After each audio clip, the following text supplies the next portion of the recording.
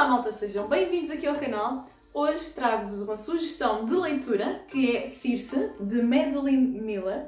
A boa notícia é que este livro existe em português, vou-vos deixar links na descrição, mas também vos vou deixar para a versão original que é inglesa. Este vídeo vai ser mais ou menos dividido em 3 partes. A primeira, onde eu vou fazer mais ou menos um resumo sem spoilers, ok? A segunda, onde eu vou dar spoilers e vou fazer uma descrição mais completa da história. E a terceira, onde eu vou falar sobre a minha opinião. Se quiserem mais vídeos como este, já sabem, deixem um fixe e subscrevam ao canal para descobrir que sugestões de leitura é que vos vou deixar a seguir. Vamos então mergulhar aqui no nosso livro, que tem uma capa espetacular, e se vocês forem fãs deste tipo de temas, eu aconselho comprarem a versão de capa rija, ok? Esta escritora, a Madeline Miller, ficou conhecida pelo livro A Canção de Aquiles, que recebeu vários prémios como ficção. Basicamente, o que é que ela faz? Ela pega no mito grego original e desenvolve-o, tornando-o em ficção, desenvolve aquela história, tornando-a mais complexa. Para este livro, ela foi buscar a Circe, que é a vilã do conto tradicional A Odisseia, de Homero, e vai fazer com que nós conheçamos melhor esta personagem. A maioria dos mitos gregos falam muito sobre os homens, a guerra entre os homens, a guerra entre os deuses e por aí afora. Neste livro, ela tenta trazer um bocadinho do poder feminino, dando-nos uma visão feminista aqui da coisa toda. Basicamente, a Circe vai ter de se desembaraçar sozinha num mundo que é governado por homens. Neste caso, basicamente, é o pai que vai decidindo o destino dela e o seu próximo caminho, o que é que virá a seguir. Recomendo este livro para os fãs de mitologia grega e da fantasia, dentro da bruxaria, dos feitiços, dos monstros e das lendas. É um livro que, apesar de ser grosso e ter só e apenas escrita, ok, é bastante fácil de ler. Não tem uma escrita muito enfadonha e, portanto, é muito fácil de percorrer estas páginas num piscar de olhos.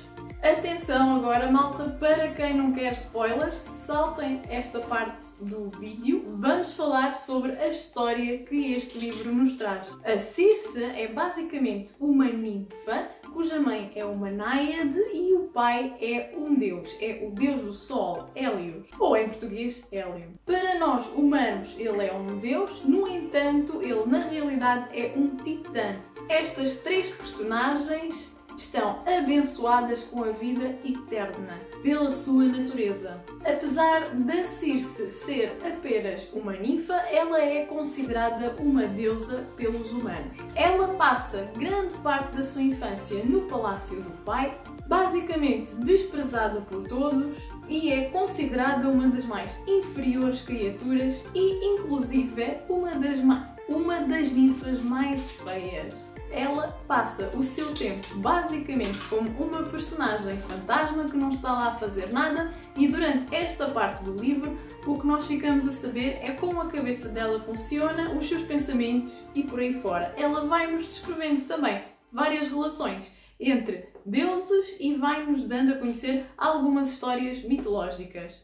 Quando o irmão dela nasce, ela vai abrindo os olhos e ganha uma relação muito forte com o irmão, que mais tarde vai ser uma das personagens que mais a faz acordar para aquilo que é a realidade dentro do mundo dos deuses. No entanto, eventualmente, o irmão vai-se embora do palácio e ela, de coração completamente destroçado, acaba por levar a cabo algumas ações demasiado intensas. Conhece um humano por quem acaba por se apaixonar e transforma acidentalmente em Deus, na esperança de que ele fique com ela.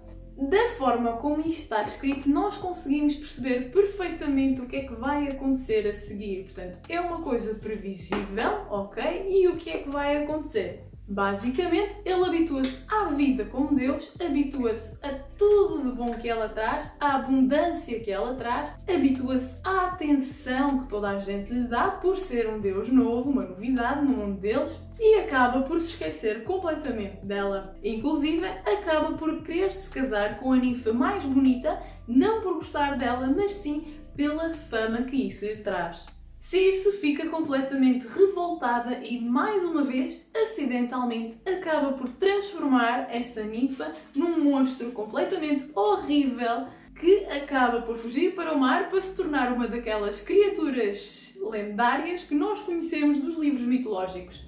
E nós vamos nos deparar com essa criatura um bocadinho mais à frente na história, quando Circe tenta transformá-la de volta ao normal por remorso. Até esta parte nós já percebemos que ela só cria ações, cria momentos de movimento na história dela por desespero e por interferência de outras personagens.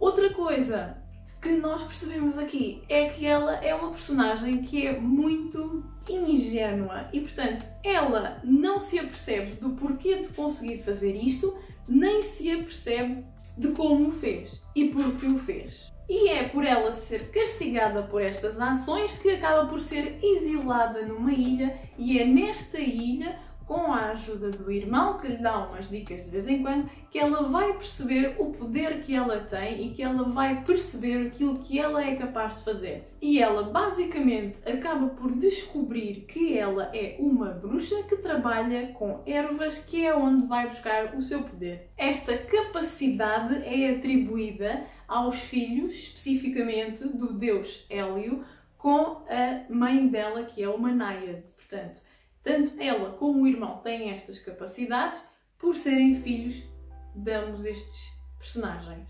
Nesta ilha, ela acaba por criar relações interessantes com animais e de vez em quando lá aparece um barco com humanos, com os quais ela tem experiências negativas e, portanto, acaba por desenvolver todo um hábito de transformar esses humanos em porcos que ficam lá na ilha a viver, ou até alguns desgraçados acabar por os matar mesmo. Entretanto, também temos algumas personagens que vão ter com ela para lhe pedir ajuda para alguns feitos mais ou menos grandes. E aqui nós vamos entrando noutros mitos, como por exemplo o mito do Minotauro e do Labirinto e do Ícaro, que acaba por falecer quando voa muito perto do Sol. Este tipo de relações vai abrindo os olhos para aquilo que é a realidade do mundo na altura e vai fazendo com que ela se aperceba dos poderes dela. Agora, o que me deixou ligeiramente desiludida com este livro é que todas as ações que ela faz, portanto, tudo aquilo que nós podemos considerar de um grande feito por parte dela, é sempre desencadeado por outros personagens supostamente secundários. E ela acaba por nunca tomar até aqui nenhum objetivo por conta própria, nem fazer nada por conta própria, nem nada por proveito dela própria. Nada de tão grande dimensão como faz ou acaba por fazer pelos outros, e muitas vezes esses outros são personagens que no passado a deixaram mal. É uma personagem que tem um coração muito grande, sim, no entanto, falta-lhe aquele fogo de fazer as coisas por ela e de assumir o seu poder. Alguns, a meio do livro, vamos chegar a uma parte em que está constantemente estagnado e estamos apenas na cabeça dela. Esta parte, eu confesso, foi um bocadinho uma guerra para ultrapassar isto, porque já estava muito naquela coisa de levanta-te, mulher, faz alguma coisa, tu consegues, tu sabes o poder que tens e não fazes nada. E comecei a ficar um bocado irritada e demorou um bocadinho a passar esta parte do livro. Entretanto, ela engravida de um humano e cria o filho sozinho na ilha. Este filho ela vai ter que proteger da deusa Atena e não sabe porquê até quase ao final do livro. Atena basicamente quer matar o filho dela, porque descobrimos depois que o filho tem um destino que vai acabar por matar o pai. acidentalmente. Nisto desenvolvem-se uma série de eventos infortunos. O filho quer sair da ilha para ir conhecer o pai. Ela, com medo que a Athena consiga matar o filho, acaba por ir fazer uma grande loucura, que é basicamente ir buscar a cauda de Trigon. Ora, isto é um feito que nenhum deus nunca conseguiu fazer antes, nenhum titã nunca conseguiu fazer antes. Isto é uma coisa de caráter épico e, no entanto, está escrito de uma forma tão simples, tão condensada, tão irrelevante, que, por muito épico que seja esta ação, que nenhum deus fez, nenhum titã fez, apenas uma simples ninfa conseguiu fazer, não dá para o leitor ter em conta a magnitude desta situação. Na minha opinião, é a ação que ela fez no livro com mais poder, é aquela ação que reconheceu o poder que ela tem, fora o ela ter protegido a ilha por causa do filho para a Athena não matar o filho. Esta é a ação que mais poder por parte dela demonstra no livro, porque é uma coisa que nenhum deus conseguiu fazer, nenhum titã conseguiu fazer, apenas uma ninfa, mas não é o suficiente para nós conseguirmos dar-lhe aquele reconhecimento que ela merece. E isso deixou-me irritada. O filho acaba por sair da ilha, matar o pai sem querer e trazer para a ilha a sua família, ou seja, a mulher que está com o pai e o irmão dele, neste caso, meio-irmão. Circe acaba por se apaixonar por este meio-irmão dele, do filho dela.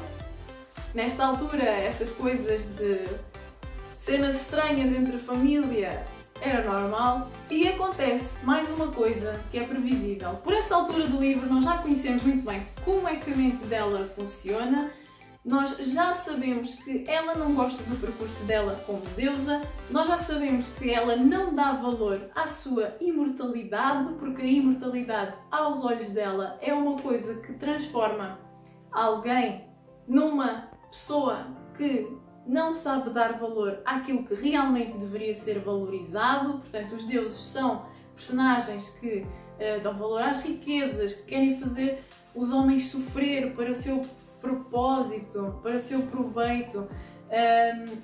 E ela dá muito valor à humanidade, dá muito valor aos sentimentos da humanidade, dá muito valor aos grandes feitos dos humanos, que por serem humanos e que por serem mortais ainda assim se arriscam a fazer coisas que os deuses não fazem, portanto dá valor à coragem e por aí fora. Nós, por esta altura do livro, já sabemos perfeitamente aquilo que vai acontecer. Mais uma vez é uma coisa previsível. O que é que vai acontecer? Ora, nós sabemos que no início do filme ela transformou aquele humano em Deus, ela transformou aquela ninfa num monstro, portanto o que é que ela vai fazer?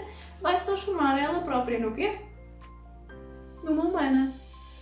E vai viver como humana ao lado deste meio-irmão do filho dela durante o resto da sua vida como humana. E aí sim ela vai tirar propósito daquilo que é a vida, finalmente ela vai gostar da sua vida. No entanto, nós temos apenas um pedacinho muito pequenino de tudo isso. Eu gostei muito da forma como este livro está escrito. É um livro muito bom para nós termos ideias dos mitos gregos, para nós termos ideia da mitologia no seu geral, referencia muitos mitos e desenvolve pequenas parcelas de mitos de uma forma, claro, sempre na ficção, mas de uma forma interessante, engraçada e curiosa, e é um livro muito fácil de ler, com uma escrita muito simples. Agora, na minha opinião, isto é uma personagem que me deixa frustrada, no sentido em que ela passa o livro inteiro a reclamar da vida dela, mas não faz nada para mudar a vida dela. Passa o livro inteiro a reclamar de como o mundo dos deuses funciona, mas não faz nada para mudar esse tipo de funcionamento. No entanto, nós percebemos perfeitamente, ou mais ou menos, que ela poderia ter a capacidade para isso, no entanto, não faz nada para isso. E irrita-me profundamente o facto de ela estar a fazer sempre coisas por outras pessoas, muitas vezes pessoas que a deixaram mal no passado, e não fazer nada ou quase nada por ela própria, pelo menos não nada tão grande como faz pelos outros. No final do livro fiquei com a sensação que ela teve uma vida demasiado longa, não é? Sendo deusa, portanto tem a imortalidade e, na minha opinião, foi uma vida demasiado longa a reclamar da sua própria vida, nunca fazendo nada ou quase nada para mudar, quando a solução era simples. Se ela no início do livro tivesse logo apercebido, portanto, se ela, quando ela transformou aquele humano em Deus, se ela se tivesse logo apercebido do seu poder, transformava-se em humano e pronto. E o livro tinha 1/3 das páginas que tem. Muitas das ações por que ela passa são giras, são engraçadas, contribui para o desenvolvimento da personagem, ligeiramente, ok? Leva a personagem a algum lado? Pois, ela é muito ingênua, portanto tem que passar por uma data de coisas para abrir os olhos bem para a vida.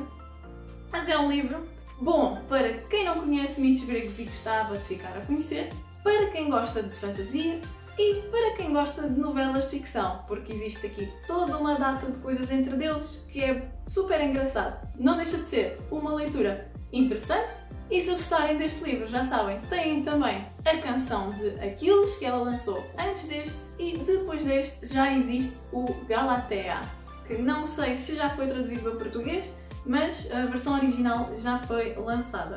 Eu, desta escritora, vou ficar por este. Digam-me qual é que foi a vossa opinião, se vocês já leram a canção de Aquiles ou se vocês lerem este livro, digam-me qual é que é a vossa opinião e o que é que vocês acham, se concordam comigo ou não.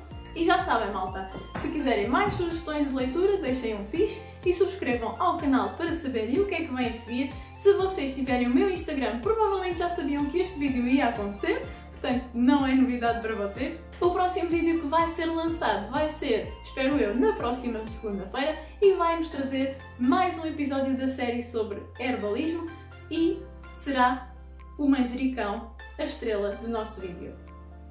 Por este vídeo é tudo, malta. Fiquem bem!